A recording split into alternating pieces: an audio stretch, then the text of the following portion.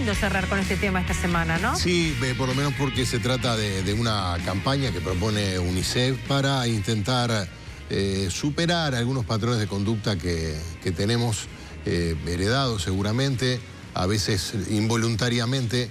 Me refiero a la apelación a distintas formas de trato violento en la educación de nuestros hijos, ¿no?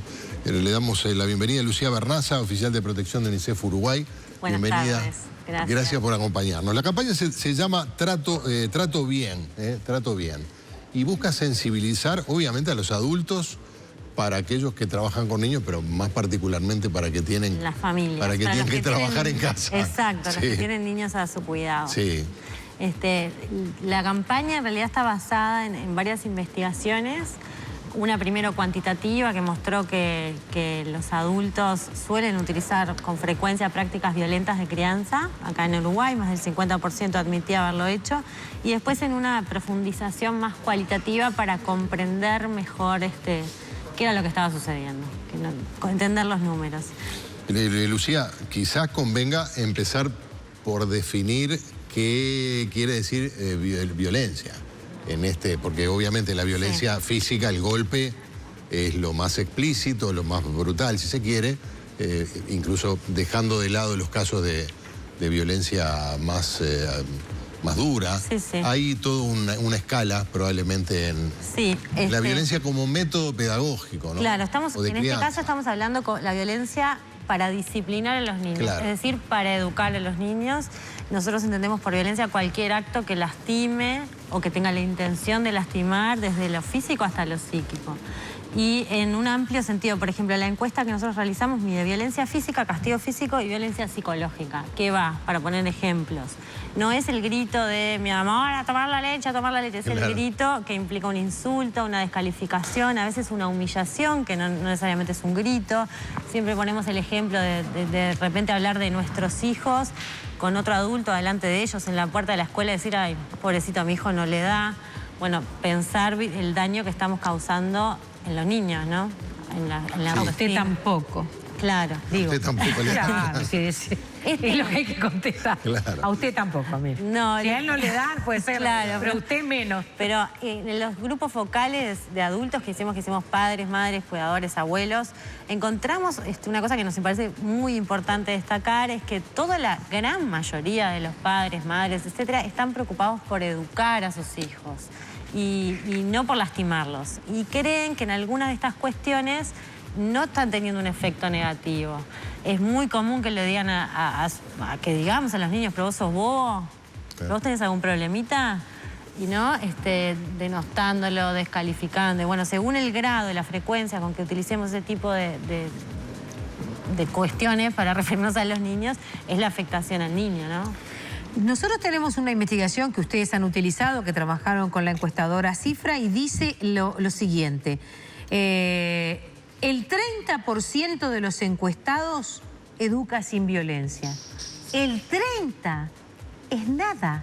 Bueno, sí. Primero una aclaración. Y porque esto es del año 2013, esta no es la... Esta no es la de Cifra, esta eso no solo para Cifra. aclarar, esa es de Equipos Mori. Sí, sí. Sí, el 30%. Porque esa encuesta, que es una encuesta global, se llama MIX, es una encuesta de UNICEF, o sea, da comparabilidad, mide pautas de puesta de disciplina no violentas y las violentas. O sea, que hay formas de poner disciplina sin utilizar la violencia y da que solo el 30% de los adultos aplica este tipo de métodos, los no violentos, digamos. Claro. ¿Solo el 30% es no violento? Bueno, sí, según esta encuesta, sí. Por eso nosotros queríamos comprender. Mire, yo creo que nosotros estamos un poco solos cuando hablamos de estas cosas.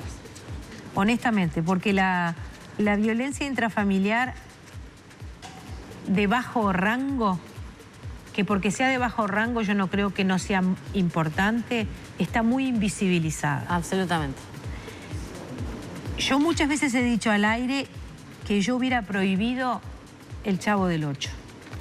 Yo lo hubiera prohibido.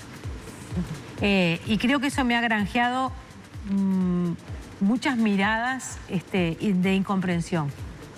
Y no estoy hablando de censura, estoy hablando de un lugar donde un niño se recontra victimizaba por cada uno de los personajes. Habrá quien me diga, bueno, pero eso exorcizaba el maltrato. Puede ser que sí. Sí, que mostraba una forma, ¿no?, de concebir a los niños. Pero a mí me parece que era altamente agresivo, que todos los personajes ridiculizaban y maltrataban al niño y que los adultos eran adultos que se mostraban de una manera absolutamente indigna en su condición de madurez. Entonces todo me parecía mal. Ahora, estoy muy sola en eso, ¿eh? Sí, probablemente. Estoy muy sola en eso. Sí, pero sin llegar al extremo del Chavo del Ocho, yo creo que, de verdad, esto lo muestran los grupos, por eso yo lo rescato mucho. Hay un tema muy cultural y de norma social, que mucha gente tiene determinadas conductas convencida de que está bien. Claro. Nosotros trabajamos en esta campaña con muchos de los mitos, ¿no? Como por el mito, bueno, a mí me pegaron y yo salí perfecto, o un buen golpe dado a tiempo endereza, o no, un montón de cuestiones. Y en realidad hoy, mucho tiempo después del Chavo del Ocho, podemos decir que hay una forma mejor de criar a los niños. Que aprendimos y que la gente que se dedica a esto, que se dedica a la psicología, a la pedagogía, a la salud mental, nos está mostrando que hay otra forma que es mucho mejor que el golpe o la agresión para poner límites. Es verdad también que la campaña lo dice, ser padre, qué lindo y qué difícil. Totalmente. Es un trabajo más, es una tarea a la que hay que prestarle tiempo que tenemos cada vez menos, ¿no? Fernasa, pero cuando apareció Chavo del Ocho, nosotros ya habíamos enterrado a Enriqueta con Tirriqué. Sí, o sea, sí, sí. ya teníamos una cantidad de conceptos pedagógicos que se habían hecho carne en nosotros. Y que teníamos que haberlo dicho todo cuando vimos eso, ¿entiendes? Pero por alguna razón, que tú me dirás cómo aparece esto en la encuesta, mucha gente que sería incapaz de justificar la violencia en el trato con sus semejantes, la justifica como sistema pedagógico. Claro, eso está muy bien, porque nosotros a veces nos horrorizamos cuando alguien nos insulta o nos agrede físicamente o nos denosta, nos compara con un compañero de trabajo. Mirá, claro. qué bueno tu compañero, tú sos un inútil. Claro. Pero de repente Bueno, en mi caso yo lo entendería, pero pero lo Siempre te hemos reproducimos integrado, con los niños. nunca te hemos discriminado. Es la cuota de inclusión. claro, Totalmente. exactamente. Lo utilizamos cuando educamos a nuestros hijos. Y eso es tal cual, eso lo tenemos tan internalizado que no somos capaces de verlo. Obviamente es por el tipo de vínculo tan fuerte y al mismo tiempo íntimo. Hay quizás un paralelismo con la violencia intradoméstica de género, ¿no? Sí. En el sentido de lo que ocurre en ese ámbito tan íntimo que es el de la familia. Sí, porque lo que ocurre en el ámbito doméstico tiene un impacto, Claro. ¿no? También en la sociedad. O sea, los niños que aprenden que para resolver conflictos se utiliza la violencia, bueno, están aprendiendo eso. Eso es así, no es determinante, pero sí que contribuye a construir relaciones más violentas. Vernasa, en estos dos spots que acabamos de ver, ¿por qué ustedes retoman el estereotipo del rosado y el celeste? Para la leña y para el varón. Sí, en realidad no es que lo retomemos. Digo, o lo mantienen, ¿no? Porque Lo mantenemos, sí. Porque nos parece que refleja, digamos, lo que la mayoría de las personas tienen se tienen que sentir interpeladas e identificadas. Entonces apostamos a mantener ese estereotipo y trabajar con otros. No sé si me expliqué, como que poner un niño con una camisa rosada de repente nos desviaba la atención del mensaje que estábamos dando. No, la verdad que no quisimos romper con eso necesariamente, ni tampoco mantenerlo como una decisión así meditada. Ustedes están proponiendo una guía con consejos, eso es una guía práctica para que lea cualquier adulto que tenga que lidiar en casa o que tenga que, en fin, que esté en el rol de educador. Sí, es una guía que tiene consejos para métodos de disciplina no violentos, porque una cosa que me parece muy importante es remarcar que nosotros creemos en la puesta de límites, no es que estamos diciendo que esto no, se le dice que sea todo y que... y son estrategias, tips, recetas que pueden ayudarnos a poner límites de otras maneras. Obviamente tampoco es una receta lineal como la de una torta, ¿verdad? Cada niño es diferente y algunas cosas van a funcionar más con unos que con otros, pero la verdad es que funcionan. Trato Bien se llama esta campaña que lanza UNICEF buscando concientizar sobre la violencia física y psicológica que sufren los niños en la crianza por parte de sus padres. ¿Dónde se va a visibilizar esta campaña? Bueno, va a estar, esperemos que esté en la tele, en las redes sociales, en la radio, gráfica. Les agradecemos a todos los que nos donan espacio para darle publicidad a esta campaña. Eso va a ser, a mí me parece que es fundamental que los televidentes sepan que es para cualquiera, no es para pedagogos. No. No es para incluso no es para psicólogos, claro.